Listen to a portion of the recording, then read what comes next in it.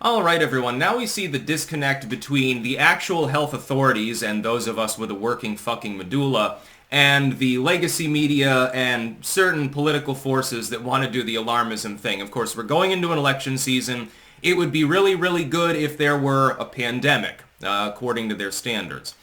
But there is none. So they have to pretend that one is coming imminently, and we must do more, despite the CDC, which is the gold standard for YouTube's TOS, I might add, saying the risk of bird flu entering the human population is ultimately fairly low. It's bird-related mainly. They're finding it in milk, but it's pasteurized and denatured, so unless you're snorting raw milk, you're probably not going to get bird flu H5N1 from that.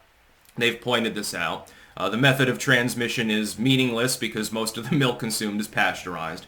If you're eating pork and it's cooked properly, that's going to do the same thing. That's being heated more than pasteurization would be. So you're not going to get H5N1 from that. Again, if you powder infected pork and snort it, I suppose you could get H5N1 that way. And there have been some human cases that has happened. But there's no direct human-to-human pipeline at this time really going on. Nonetheless, if you listen to the legacy media, so you ignore the CDC, you ignore the WHO, you ignore the vast majority of physicians, you don't trust the science. If you don't trust the science and instead trust MSNBC or CNN right now, you'd think that imminently 1 in 4 Americans is going to die. Everyone's going to be dropping like flies. Quick, we need more mail-in ballot access. We need to stay home. Mask up again, everyone.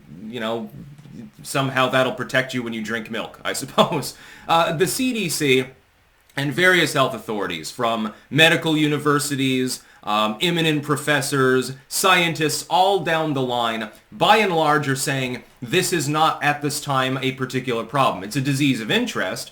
Well, yeah, but so was Ebola. Ebola was definitely a disease of interest. We found out that had mutated, hence it's a quicker transmission. Then there was an asymptomatic strain which pretty much snuffed it out, which was good. Otherwise, it could have become a real big fucking problem. For a while there, people were thinking the world was going to end. I was just along for the memes myself, saying, well, it's interesting. Yeah, they brought back a live Ebola case patient to Texas. You remember that when they brought him to Houston? And he recovered. But you remember when that one doctor from Médecins Sans Frontières, he got Ebola, and they brought him back, and everyone cleared the streets. It was like a ghost town for a few days. Everyone was all panicking. Oh my God, they're bringing Ebola back to the United States. What could possibly go wrong? Thankfully, nothing in the end did. There was a nurse, actually, in this region within Vermont that got Ebola and was brought back and put under quarantine. And people were a little bit alarmed about that, and I said, is this really necessary? Highly transmissible and often deadly disease being brought back to another continent on purpose? Why don't you just treat them there? Isn't it more safe to bring the medical equipment to them than bring them to the medical equipment? I would think so, but they thought that was a bad idea. Now you've got H5N1. Bird flu is reaching epidemic levels right now. Stock are dying. Animals are being infected. This particular article, link in the description archived, of course, talks about pork, mainly. How if it jumps to pigs, then it could be a greater risk to human beings. But it hasn't really done that. There's no evidence that this is going to become a big thing. The alarmism, I think, is for several reasons. The first reason is political. They're trying to do what happened honk honk back in the 2020 election. That is clear. They're going to seize upon that, even if it's a meaningless situation, and people understand, generally people understand, that it's not likely to become a problem. Again, all medical authorities agreeing upon that, so don't ban me, bro. This ain't medical misinformation. This is straight from the fucking CDC. They're saying that the level of risk to humans in general is low, especially from milk. But they're going to seize upon the public's alarm at it and astroturf it as though it was a big problem in the absence, again, of medical experts agreeing, and pretend that it is in order to try to make the pitch to people. We need expanded mail-in ballots. We need to there was a bird flu case in this town, so we're quarantining everyone for the next 2 weeks. You're not allowed to go in. They're doing it again. The second reason, though, is just as nefarious, but it's more profit-minded. And it has to do with the pushers, which invest heavily in the legacy media, of things like eating the bugs, of don't eat meat, it's bad for the environment. Apparently their pitch to people that eating steak would turn the planet into Tatooine didn't work. So now they're saying if you eat steak, you might get sick. They failed to get people to stop drinking milk by claiming it was a symbol of white nationalism, so now they're saying if you drink milk, you might get bird flu. Yeah, don't eat eggs. Those are infected. Don't eat chicken. Don't eat pork or beef. Don't drink milk. Pretty soon they'll make the pitch for goats probably too, and lamb. So basically, where are you going to get your protein? Well, you can eat the soy. You can eat the bugs. They can't get bird flu. Soybeans don't get infected by H5N1. Do you see where this is going? It's a giant fucking grift. It's propaganda. Has a limited impact, but limited impacts over time, over and over and over again, can push a society. They're playing the slow game, effectively. We've seen, over the last 10 years especially, a steady push for this sort of thing. Towards EVs that aren't going to save the environment and help China with its lithium mining. And help centralize more power in government by centralizing the grid even more than it already is. By preventing people from having their own fuel source, etc. Number one.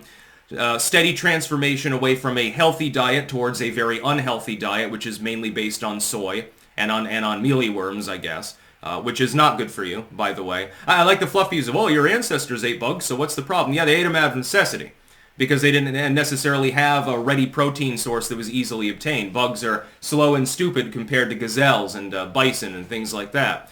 Shit, yeah, they ate bugs. I ate a bug slathered in ketchup the other day. I did that by choice, not because there's no other protein source around. They've constantly tried to attack the meat industry and the dairy industry. They've constantly tried to attack the fossil fuel industry, which Trump right now is saying he's going to bring roaring back to life. Good. That'll help the U.S. economy. Believe it or not, the world is not going to turn into Tatooine because you have a gas-powered car. It's just not going to happen. The fact that coal is used in the grid is not going to destroy the planet. Yeah, we should be looking for various efficient alternatives and making everything as efficient as possible. It's called the free market. It's already been doing that. It's not necessary for the government to get involved directly. This is what a lot of people don't understand. They think that only government can accomplish it. No, only government can screw it up. That's the whole point. The free market alone will automatically nudge societies in more and more efficient directions if left unbridled. Unfortunately, we don't really have a free market now, do we? We have a bunch of monopolies and licensing and fees that prevent smaller competitors with better ideas from doing anything other than their ideas, their patents getting gobbled up by larger corporations that are given subsidies by the U.S. government. That's the long and short of it. With bird flu, they're trying to nudge it further in that direction. It's a propaganda move. It's not actually a public health threat. This is agreed upon by all of the medical authorities that be.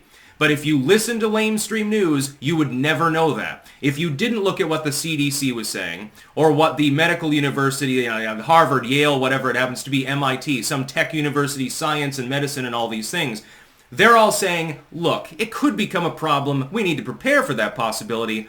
But beyond that, it's not currently really a problem. No, the milk is not going to make you sick. I bet milk sales went down 5% month over month when they started rambling about bird flu being found in some U.S. milk. Well, who cares? It's denatured by pasteurization. They've done tests on this particular virus. It's easily denatured by that process. This is a soft-bodied virus. This is not one of the viruses that can maintain itself under high temperatures. So where's the problem? The milk's been pasteurized. It's perfectly safe to drink. Raw milk, you could get sick. Yes, absolutely, although that's unlikely too. Most people don't drink raw milk. Not all the cattle or the milk is infected anyway. What the fuck is the problem? Go and eat some eggs. Go and get some real animal proteins up in you, boy, and you'll be healthier for it. That's about all. Peace out.